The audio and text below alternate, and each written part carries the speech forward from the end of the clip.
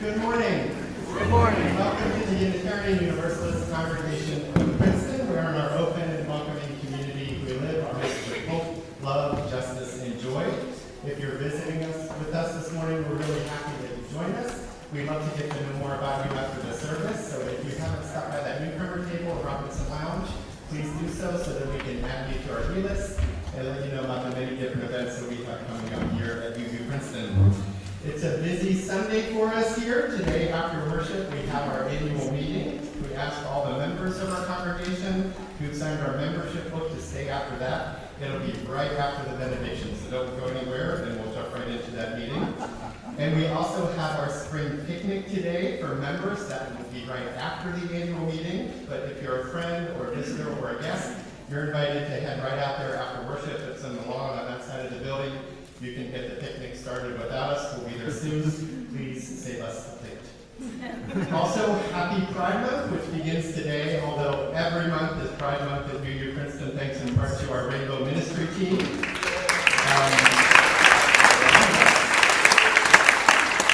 Rainbow Ministry is leading the worship service next Sunday, June 8th, and they're also coordinating our congregation's participation in the Princeton Pride Parade, which is on Saturday, June 14th in Princeton. You can march along with our contingent in the parade, or you can meet at the end and be a part of the celebration at the fair. There'll be some emails coming out about all of that, but please mark your calendar for Saturday, June 14th to join our Rainbow Ministry in the Princeton Pride Parade. That day will start around 10 and end around 4, but most people come and go as they wish during that celebration. And the Sunday after that, on June 15th, we are pleased to welcome Caroline Corbello, Supervising Attorney with the Latin American Legal Defense and Education Fund, also known as LAUDEF, who will lead us in a Know Your Rights workshop. That's on Sunday, June 15th at 12:15 in Foss Theater. Know Your Rights discusses the constitutional rights of individuals regardless of immigration status, particularly in times of increased interactions with ICE. All are welcome at this timely and very important workshop, as the more we all know, the better. That's on Sunday, June 15th at 12:15 in Foss Theater. And lastly, Earth Ministry invites you to stop by Founders Room to check out the Community Earth Day Eagle Tree installment. You may remember that all in attendance at our Earth Day service earlier this year were invited to write the ways that we can care for the planet on these little leaf cutouts. Those have been hung up, and you can enjoy reading them and admiring them over the next few weeks. And if you'd like to add your own leaf, you can still do so. Just look for the extra leaves on the board to fill out and clean them up as you like. And now, grateful for each and welcoming all, let us be together for a time of peace and balance and breath. Let us pause to remember the good and to seek the true, and to witness again the diverse, creative beauty known best in beloved community. Come, let us worship together. And to light our chalice this morning, the Reverend Mary Tebow.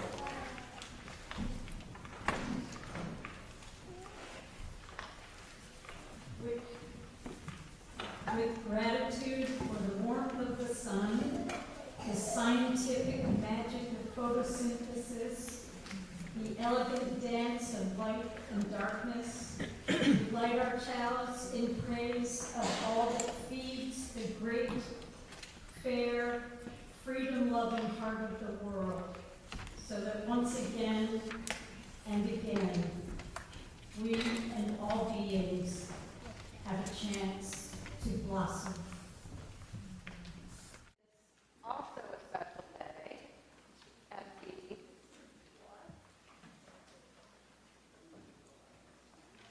Today is also a special day as we celebrate the transition of our high school graduates into young adulthood. Our bridging ceremony is a rite of passage that welcomes these bright and energetic people into the rewards and responsibilities of adult life. And our bridge has two sides. One side here represents childhood and adolescence, where they have become leaders and role models for their younger friends and their acquaintances. And the other side represents a vast frontier of the unknown, full of boundless opportunities, new challenges, and with that perhaps some fear and uncertainty.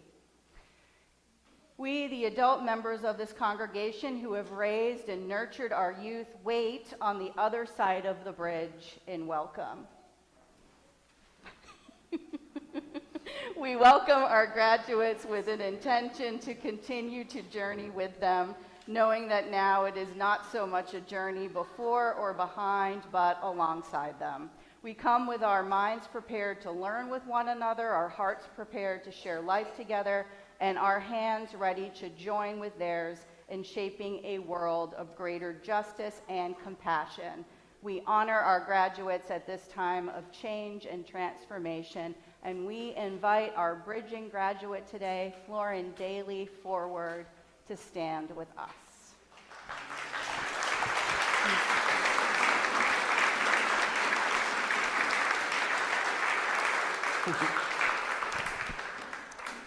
Florin, you have grown beyond the child you once were. With each new day, you learn more about yourself, your world, your loyalties, and devotions. Our hope is that the wisdom you have gained at our congregation will serve you well on the journey before you. We are grateful for your new perspectives that you bring to our community. We bless you now as you move into your future. We honor you at this time of change and transformation. So we want to share with you a little bit about Florin. Florin has attended UU Princeton since she was 10 years old, and throughout her 10 years so far with our congregation, she's participated in religious education classes, Kids Chorale, OWL, that's Our Whole Lives, Coming of Age, and Youth Group. This past year, she volunteered as an assistant with our pre-K and kindergarten age group. Florin has gotten to know UU teens from other area congregations through our OWL and youth group partnerships with, among others, the Washington Crossing and Somerset Hills congregations, and by attending regional UU Youth Cons. Those are overnight conventions at Shelter Rock in Manhasset, Long Island, and in Montclair, New Jersey. She's also been a camper at Unirondack, which is a UU sleepaway camp in the summer in the Adirondack Mountains of upstate New York. It was really hard for her to choose, but her favorite memories so far are going bowling and the escape room with youth group during her sophomore year. Love fun stuff. Yeah, the fun stuff. Favorite things always. Florin graduates from Hopeville Valley Central High School this June, and some of her extracurriculars include Spectrum, the school's Gender and Sexuality Alliance group, Take Notes a cappella group, Student Movements Against Cancer Club, the Jewish American Culture Club, and HOSA, now known as Future Health Professionals. Outside of school, she has enjoyed Girl Scouts, horseback riding, volunteering with the Hopewell Fire Department and EMS squad, and she loves music, watching TV shows and movies, we have that in common, playing video games, reading, writing, baking, cooking, woodworking, coloring, and travel. It's a lot. It's a lot. It's A lot of good stuff. I don't know. A lot of good things. Yes, thank you. And after graduation, she will attend Mercer County Community College in hopes of pursuing a nursing degree. So we have some gifts for you to open after the ceremony, and I'll hand the bag to you then. But inside, you'll find a handmade chalice by a local UU artist, the book Becoming, a Spiritual Guide for Navigating Adulthood, that is written by Unitarian Universalist young adults for those. And what has been dubbed as the Chalice Squishmallow. It's technically spicy fries, but it has a symbol of a flaming chalice on it, so as all good UUs do, we said, that's ours. We also will present you with roses, a symbol of the beauty and the potential of life. They're your favorite, great. Yes. So when our children are young and we dedicate them into our congregations as little kids and as babies, we always give them a rose, and we make sure we very carefully take off all the thorns, right? As you would for a little baby. But well, today we're going to give you roses, which may or may not have thorns. Okay. And that's because we know in your future there are going to be times of great beauty and awe, and there's also going to be some difficulty, and that's what those thorns represent. But alongside those roses, we're going to give you gardening gloves and Band-Aids. So you can carry both the care of us and the values and principles of our faith with you forward. In times of trouble, know of the love of this congregation and our belief in you. The hope of our shared faith is ever present. So we have some invitations. One are for our children and youth to come forward, including Florin brother Trevor, if you would like, to help send our graduate across the bridge, which is the ritual honoring Florin as she emerges from childhood into adulthood. And as you make your way up, you're going to stand on this side by the piano, and you can show a little, cheer to Florin with a handshake, a high five, just a little bit of a wave. So again, our children and youth, if you could please come stand over the piano, because you're part of this time together to celebrate.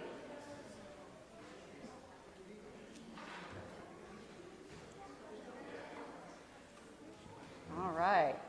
And then we're also going to invite to this side to stand alongside Reverend Bill. If there are a couple of members of our young adult ministry that might be present, the adult members of Florin's family, including her parents, as well as any adults that have ministered with Florin over the years that she's been with us. You might have been leaders in her religious education classes. You might be a leader that she worked alongside this past year in leading pre-K and kindergartners. And I forgot to mention the insert to bring with you, but we'll help you out. So Florin, why don't you come? Right here center with me for a moment.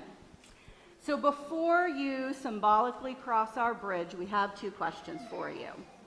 One is, what Unitarian Universalist values or beliefs or growing up in the congregation will guide you in your future? I have three things. Okay, one of them is you will all always remind me to always have an open mind, helping hands, and a loving heart, and to care for our earth and work for friendship and peace in the world. Because that is the congregation and faith that we are of. Mm-hmm. And I will do that, of course, I do that for everyone, but also to give grace to people who, aren't as nice. Maybe they're having a bad day, they need some help, some kindness given to them. Okay, and the second thing is I will always strive to exemplify the UU values in everything I do, and to stand up to injustice and do the right thing, no matter the consequences. And what do you look forward to in your future? I have a lot of stuff that's spanning throughout my whole life. So I look forward to becoming a nurse and having the opportunity to work in a hospital. I want to work in a hospital and save lives. And I look forward to owning my own car, an apartment, and hopefully eventually my own house. Again, very, very, life things, very, very much. I hope to be a part of that.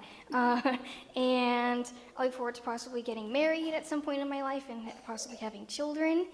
And I also look forward, of course, to fostering the relationships I have with my friends, my family, my mentors, teachers, everyone that I know and will come in contact with in my life. And also to traveling and having fun and just going on the adventure that life takes me on. So. And we wish you all those things and more. Thank you. I'm going to take this from you.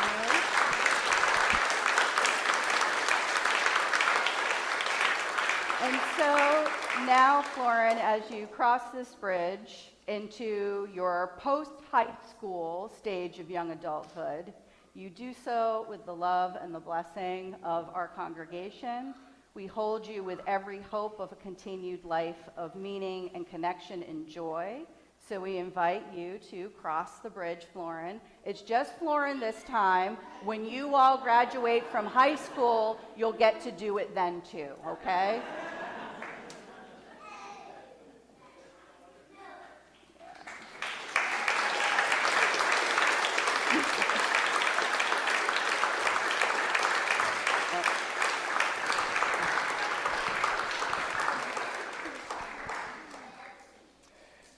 And let us join together in the high school graduate blessing found in your order of service.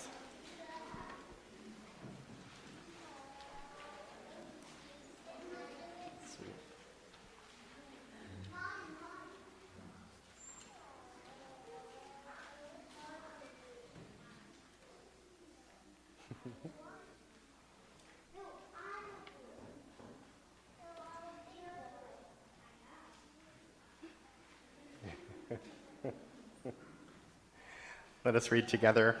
We recognize this time of new beginnings. Leaving the security of the past is balanced with the excitement of embracing the uncertain future.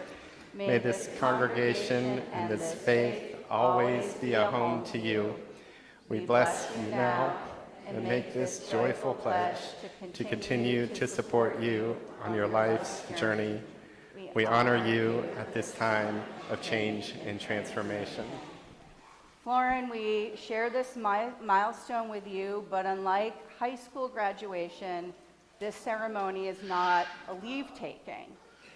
If you would like, you are welcome to learn more about what it means to sign the book and become an adult member of the congregation.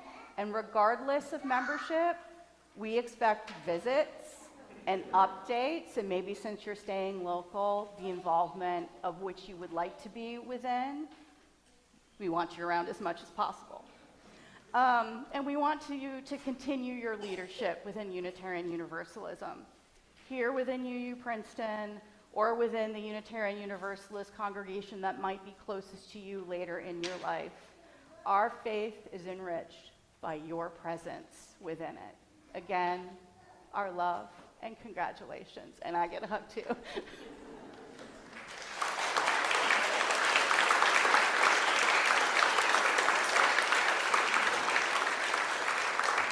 Right.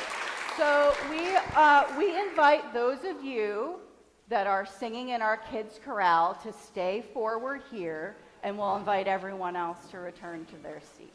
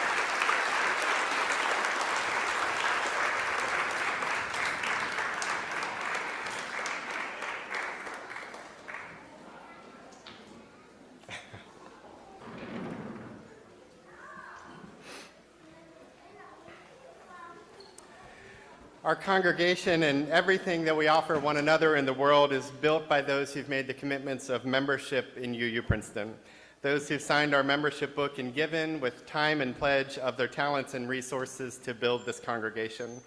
A member is someone who wishes to assure that the gifts they received as visitors and guests remain abundant and generous for years to come. Members seek to amplify our voice in the public square.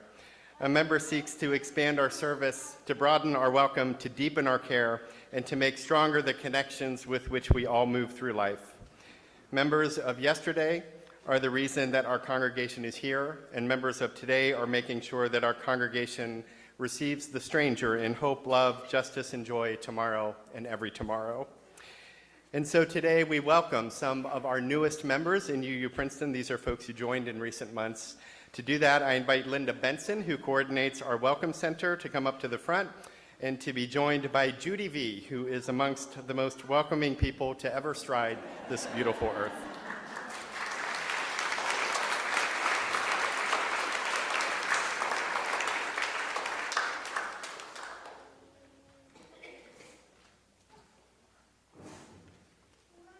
Okay, Brigitte, does this work? Test, 1, 2, 3.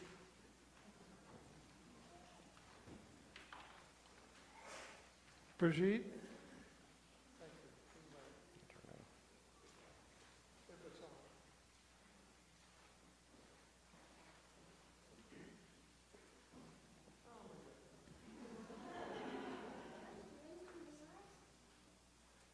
Test.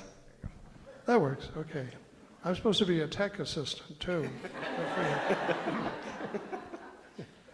Okay, Brigitte Castengay, is that how it's pronounced? Perfect. Thank you. Brigitte discovered UUCP in 2024 and found friends among the Zen Meditation Circle and Bell Choir. And I play in Bell Choir with Brigitte, and she's good. This congregation appeals to her for its message of wisdom, acceptance, and justice. Brigitte grew up in a small French-Canadian town in the province of Quebec, covered with a blanket of snow. The town, not Brigitte. half of the year. In her 20s, she met Doc, an American who's been her soulmate for 38 years. Is Doc here today? No, he's not. Oh, okay. They are both happily retired in Princeton. Their son Adrian is graduating this spring in the field of engineering, and she became a U.S. citizen in 1996 and holds both Canada and United States dear to her heart. Brigitte.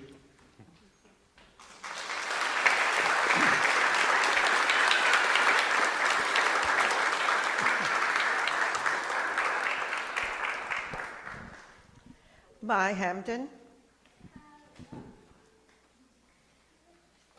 Mai, oh.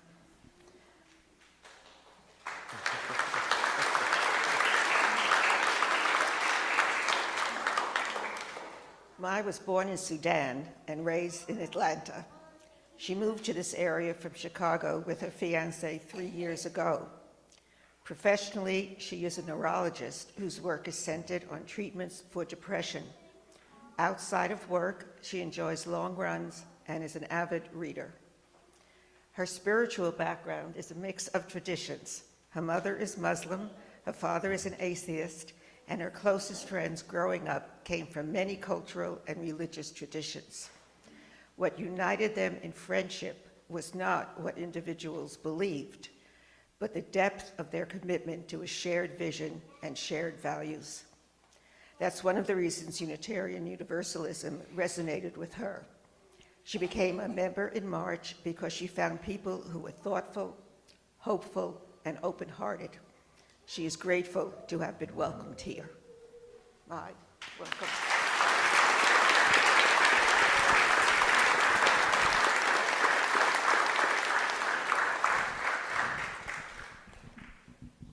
Christy Marciano.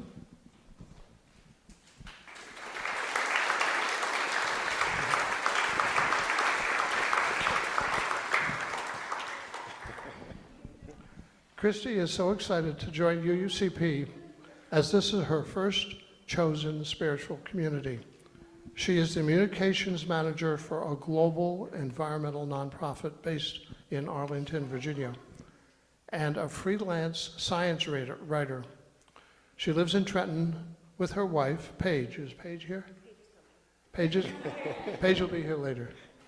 Check out when we have our picnic. Paige will be here. Okay. Together they enjoy traveling, hiking, reading, gardening, and continuing to turn their little house into a home. And if you can speak Italian, she's looking for a speaking partner to practice with. Christy?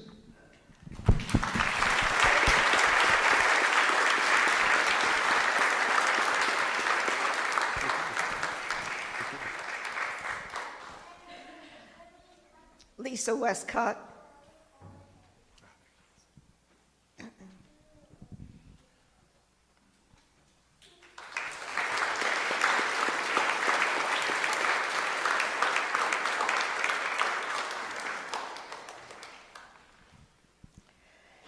Lisa was raised Catholic, but was never satisfied and always questioning. And she stumbled on the Unitarian Universalist Fellowship in Pottstown, Pennsylvania in 2007. She was hooked and was a member until 2012 when she moved back to Bucks County where she was raised. Lisa struggled to find a spiritual home until now. She says that she has felt welcomed by so many people here and is happy to now call UU Princeton home. Lisa still lives in PA, sharing a home with her amazing daughter, Maggie. When she's not busy practicing as a geriatric nurse practitioner, she enjoys gardening, birding, kayaking, traveling, and always a good book. Welcome, Lisa.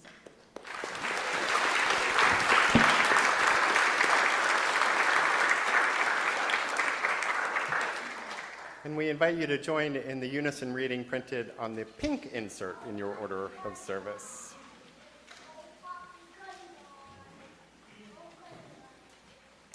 We affirm the bonds that unite each to the holy, that all are born in love, that each bears worth and dignity.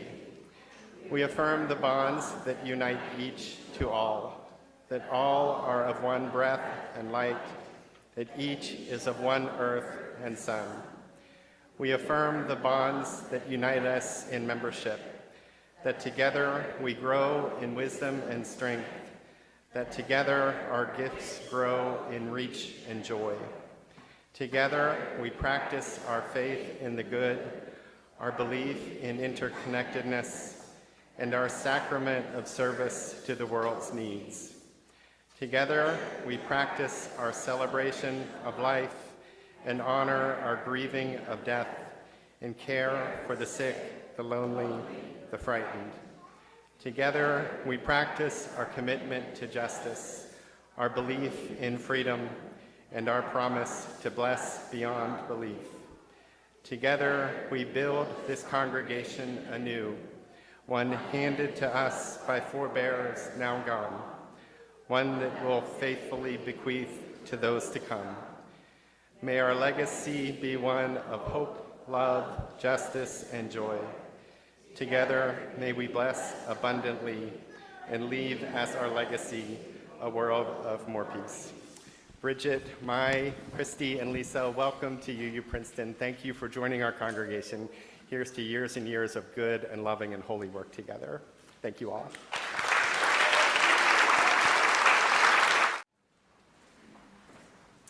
Good morning. A few months after my husband Charles and I moved into our first home, this was 2 years ago, we received a somewhat suspicious-looking letter in the mail. The envelope did not have a return address, and our address was written in large, blocky capital letters. The letter itself inside was typed, and there was no signature. I think you can guess where this is going. This was not a friendly welcome to the neighborhood message. It was a complaint. According to the anonymous letter writer, our front yard had become unsightly, and out of respect for the memory of the previous homeowner who had passed away, they thought we should fix it. Now, unhelpfully, the letter writer didn't tell us what was wrong with the yard. I guess it was supposed to be obvious, but Charles and I were a little perplexed. For environmental reasons, Charles insists on using a push lawnmower, so our lawn is admittedly not as perfectly manicured as some of our neighbors, but it's also not the worst on the street. Just to be safe, however, we subsequently purchased a weed whacker. A few weeks later, we got another note. Again, the complaint did not tell us what was wrong or include any specific action items, and our lawn at this point was pristine. So after much head scratching, we came to the conclusion that the letter writer's real issue was our flower bed. Charles had devoted one of our 2 front flower beds solely to sunflowers because they're my favorite and he is a good husband. The seed packet said that they would grow 4 to 6 feet tall max, but I don't know what's in the water in Lawrence because by the time we were receiving these anonymous letters, the stalks were 4 to 6 feet already and not even close to opening. By the time they finally did bloom, the sunflowers had reached a whopping 10 to 12 feet tall.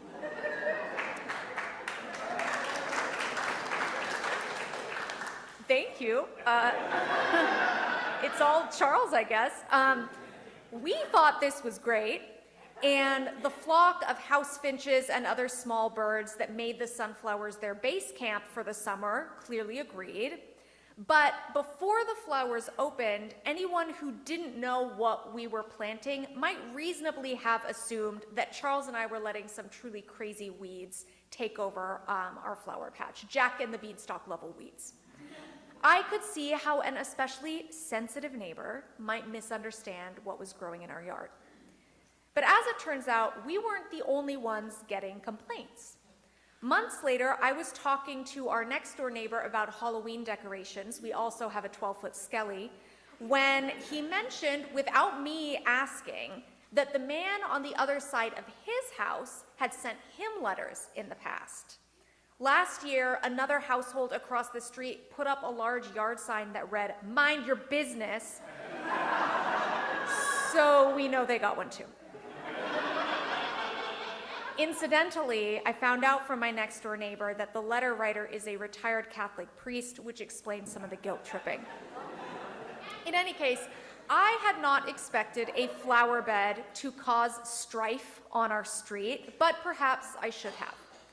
Like human beings, flowers come in all different shapes, sizes, and colors. Like human beings, each one is unique, and some of them are annoying.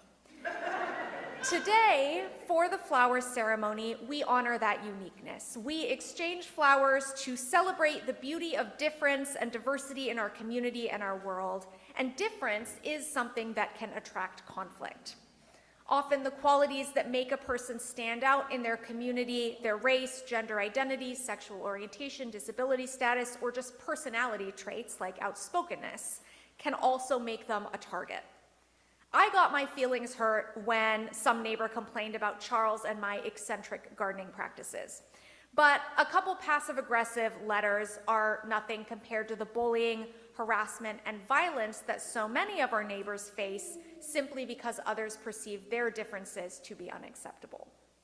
I am glad that we as a congregation take a Sunday each year to affirm that our friends and neighbors and community members' differences are not unsightly, but in fact truly beautiful. Thank you. A little over 100 years ago, Reverend Norbert Chapek introduced what would become commonly called flower community to his congregation.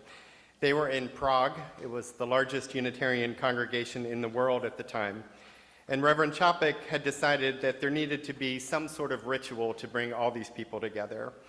They were of Catholic, Protestant, Jewish, and irreligious backgrounds, and the existing rituals of communion and connection didn't really work in that setting. And so he turned to flowers. He instructed, as most Unitarian Universalist congregations do to this day, all the worshipers to bring a flower with them to the standard Sunday service on June 4th, 1923. They could bring any flower they wanted. And during the service, they would randomly exchange them. leaving someone else with a bit of the beauty they brought, and leaving themselves with a bit of someone else's gift. It became a ritual that celebrated diversity in that the flowers were all different, and unity in that together they were beautiful. It celebrated generosity in that all was given to one another, and it celebrated grace as though people collected the beauty. The beauty itself was of unseen wonder, the kind that turns light and water and soil into vibrant colors. And while it was popular in Prague, it almost never made it out of the country. Chapo himself, a proponent of freedom and opponent of fascism at the time when the Nazis were dominant in his country, found himself in their target and ultimately met his end in one of their concentration camps in 1942. The charge was listening to foreign broadcasts. The real crime was refusing to bow before them. His wife, Maya, had traveled to the US to raise funds for Czech relief efforts and had been unable to get back into the country at the time. But she was an ordained minister too. And while here, she introduced flower communion to a Unitarian congregation in 1940 in Cambridge. It was structured much like the Czech version. And while each congregation today does it a little differently and on different Sundays, it remains at core a similar celebration of diversity and unity, of generosity and grace.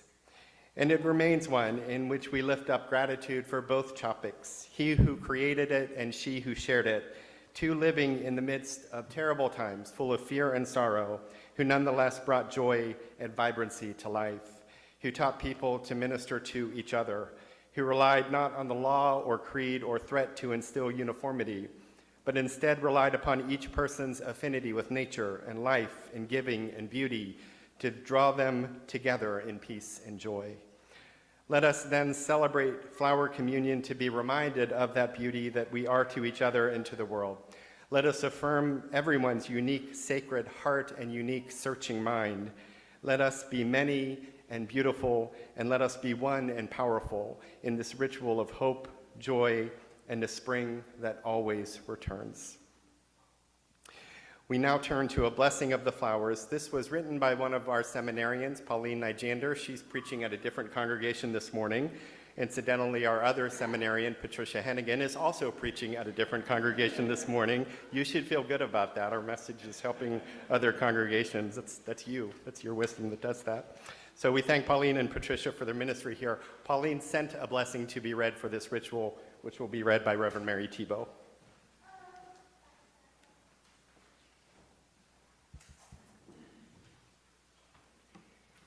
Blessed Earth Mother, we thank you for this beautiful gift of flowers before us. We thank you for all the beautiful colors, the different shapes, the different scents, and the different sizes of flowers that burst forth from our gardens and our fields, enticing everyone from the smallest of creatures to the stoutest of humans to pause and to drink in your beauty. May we take to heart this lesson that you teach us with this gift of flowers, the lesson that regardless of size, shape, or color, there is infinite beauty out there for us to see. All we need to do is be willing to stop and see it, both in the flowers and the weeds before us and the people around us. Please continue to grace us with the gift of flowers you give year after year, so that we may always have the reminder of the beauty of the earth and its inhabitants. May we never tire of this gift.